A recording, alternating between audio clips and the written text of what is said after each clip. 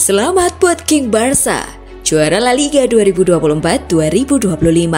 Lengkapi treble, domestik, dan penegasan dominasi atas Real Madrid. Barcelona resmi menghabiskan diri sebagai juara La Liga musim 2024-2025. Kepastian ini didapat usai pasukan Hansi Flick sukses mengandaskan Espanyol 2-0 Jumat 16 Mei 2025 dini hari waktu Indonesia Barat. Kemenangan ini sekaligus melengkapi kesuksesan mereka meraih treble domestik setelah sebelumnya menjuarai Copa del Rey dan Piala Super Spanyol. Keduanya diraih dengan kemenangan atas rival abadi Real Madrid di partai final. Dua gol kemenangan Barcelona dicetak oleh dua bintang muda binaan Akademi La Masia, Lamine Yamal dan Fermin Lopez.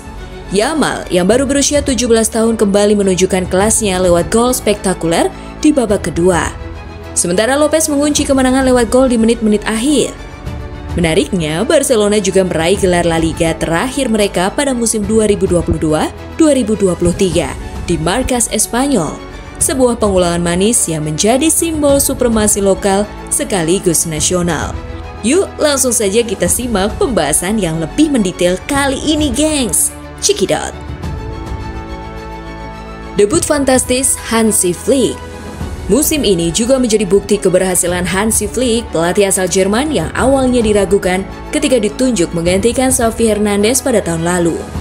Flick datang dengan beban besar, meneruskan warisan legenda klub dan membangkitkan tim dari ketidakstabilan performa serta tekanan finansial. Namun hanya dalam waktu satu musim, mantan pelatih timnas Jerman itu berhasil membuat skuad yang solid, atraktif, dan matang. Bukan dengan belanja besar, melainkan lewat kepercayaan pada pemain muda. Regenerasi yang sukses. Selain Yamal, nama-nama muda seperti Pau Cubarsí dan Fermin Lopez tampil gemilang sepanjang musim. Mereka tak sekedar menjadi pelengkap tapi pilar penting dalam sistem permainan Flick.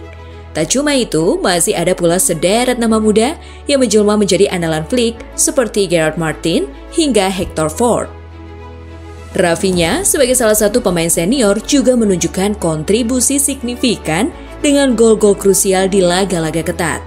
Penampilannya bahkan mulai membuka pembicaraan soal kemungkinan masuk nominasi Ballon d'Or. Lebih dari sekedar gelar.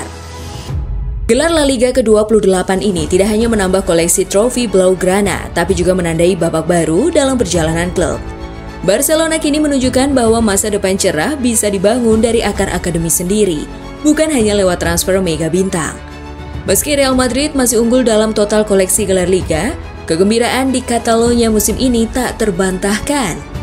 Barcelona bukan hanya juara, mereka adalah simbol dari kebangkitan yang terencana dan penuh makna. Dengan dua pertandingan tersisa dan musim Eropa yang membawa mereka hingga semifinal Liga Champions, musim perdana Hansi Flick layak dikenang sebagai titik balik kejayaan Barcelona. Sebuah awal yang menjanjikan untuk era baru Blaugrana. Lantas, apa rahasia kesuksesan Barcelona menjuarai La Liga? Salah dua faktor, yakni tentu saja kehebatan Lamine Yamal dan kebangkitan Rafinha. Awal musim penuh ketidakpastian akibat pergantian pelatih dan masalah keuangan klub yang terus membayangi. Namun di bawah arahan Flick, Barcelona cepat menemukan ritme bermain yang solid dan sulit dikalahkan. Selama musim ini, Barcelona tampil dominan, termasuk menaklukkan rival abadi mereka Real Madrid yang kalah dalam 4 pertemuan El Clasico dan dibobol total 16 gol. Kesuksesan ini tidak terlepas dari penampilan konsisten bintang muda Lamine Yamal dan penampilan memukau para penyerang seperti Robert Lewandowski dan Rafinha. Serangan total Barcelona.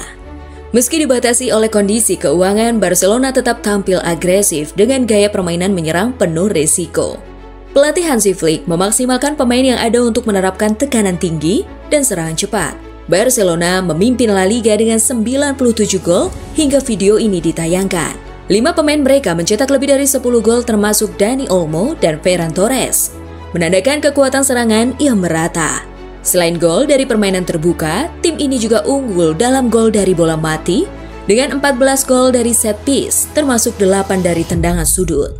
Fleksibilitas strategi membuat lawan kesulitan menghadapi variasi serangan Barcelona. Kebangkitan Rafinha dan Lewandowski.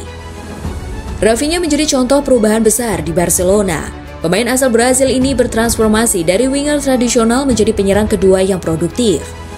Musim ini, Rafinha mencetak 34 gol di semua kompetisi, jumlah terbaik sepanjang karirnya. Perubahan posisi yang diinisiasi Flick membuat hasil maksimal bagi performa Rafinha. Sementara itu, Robert Lewandowski yang berusia 36 tahun menunjukkan peningkatan signifikan daripada musim lalu. Lamine Yamal dan generasi muda Barcelona. Lamine Yamal menjadi sosok sentral dalam kebangkitan Barcelona musim ini. Pemain muda berusia 17 tahun ini sudah membuktikan kualitasnya dengan 17 gol dan 25 assist di semua kompetisi hingga video ini ditayangkan. Yamal juga menjadi pemimpin assist di La Liga dan peringkat kedua untuk jumlah tembakan dengan 131 kali. Keunggulannya tidak hanya di statistik, tapi juga kemampuannya menciptakan peluang dan menghadapi tekanan pertandingan besar. Selain Yamal, sejumlah pemain akademi lain seperti Pau Cubarsí, Alejandro Baldi, Gavi, dan Pedri turut tampil reguler. Mereka menjadi harapan Barcelona untuk membangun masa depan tim yang kuat di tengah keterbatasan dana transfer. Barcelona mampu bangkit dengan luar biasa. Setelah sang rival yang benar-benar mendominasi musim ini, lantas apa perubahan yang perlu dilakukan Real Madrid untuk merebut trofi La Liga dari Barcelona musim 2025-2026? Real Madrid mengakhiri musim 2024-2025 dengan kondisi yang jauh dari ideal. Los Blancos gagal mempertahankan gelar juara La Liga dan Liga Champions. Real Madrid juga gagal di Copa del Rey. Real Madrid tidak menutup musim tanpa trofi. Pada Agustus 2024 lalu, Real Madrid menang dengan skor 2-0 atas Atalanta pada ajang Piala Super Eropa. Namun, ini bukan gelar yang benar-benar bisa diandalkan. Musim 2024-2025 harus jadi pelajaran bagi Real Madrid. Florentino Perez tak bisa lagi pelit dalam hal transfer pemain. Lantas, apa perubahan yang harus dilakukan Real Madrid untuk dominan lagi musim 2025-2026? Berikut ulasan selengkapnya, gengs! Cepat adaptasi dengan Xabi Alonso. Perubahan paling dasar akan terjadi di Real Madrid, yakni tim pelatih. Carlo Ancelotti beserta anak dan asistennya tidak akan bertugas lagi. Xabi Alonso akan jadi juru taktik baru bagi Real Madrid musim depan. Xabi Alonso kenal betul atmosfer sepak bola Spanyol.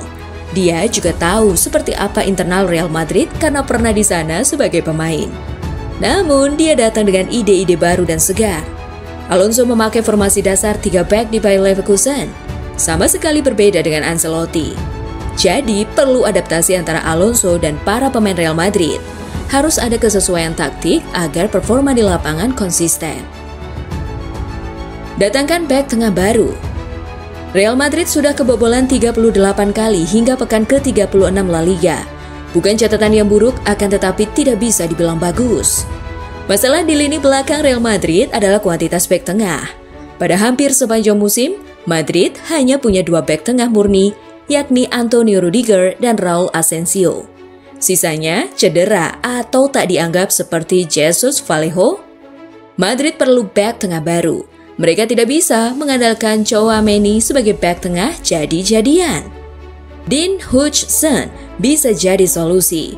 Selain para pemain muda dari akademi seperti Jacobo Ramon, Trent Alexander-Arnold di kanan, siapa di kiri?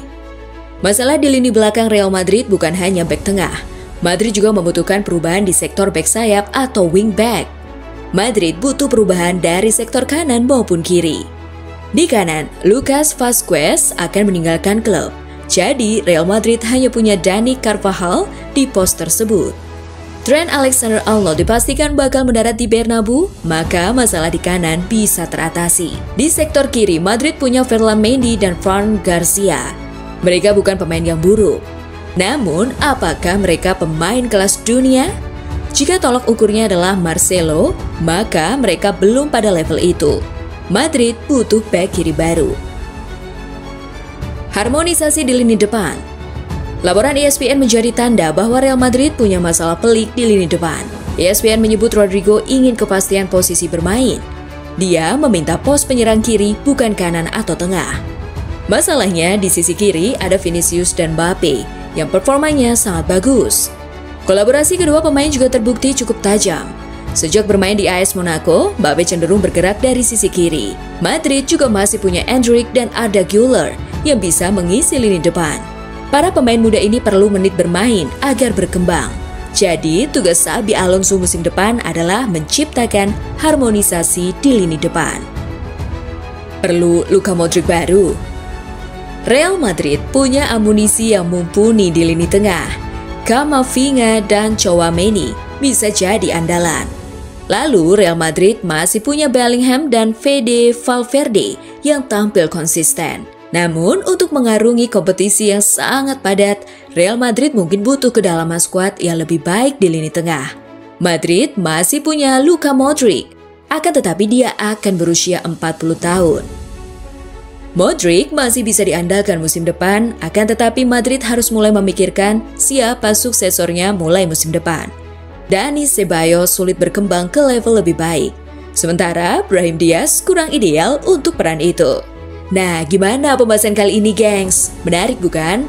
Selamat atas raihan Barcelona musim ini. Apakah perubahan di kubu Madrid bisa merampas kejayaan Barcelona di musim depan?